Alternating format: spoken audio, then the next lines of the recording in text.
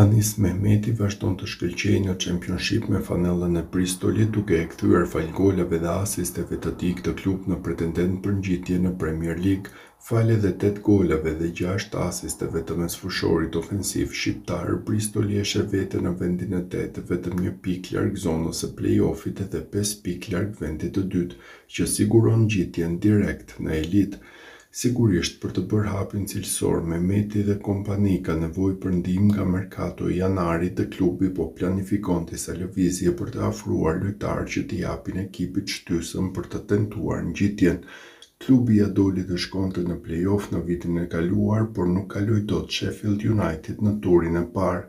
Një ndihmë e papritur për të planifikuar lëvizjet e janarit, klubi të Bristolit po i vjen nga Manchester City.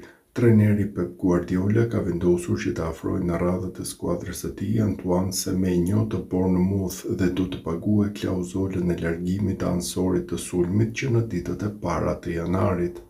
Klauzola është 65 milion pound dhe një pjesë e këtyre parave do të përfundojë në arkat e Bristolit. Semenyo ju bashkua Bournemouthit në vitin 2023 pikërisht nga radhët e Bristolit për një shifër prej 10 milion poundësh.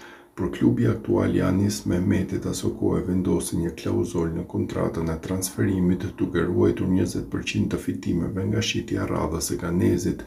Me aktivizimin e klauzolës për 65 milion poundësh të tij në arkat e Bristolit përfundojnë menjëherë rreth 11 milion pound që pritet të përdoren nga klubi për përforcimin e merkatot në janarit me objektivin për të arritur elitën, apo edhe për të blinduar me kontrata të reja futbollistët në skadencë, mes të cilëve është edhe vetë Anis Mehmeti.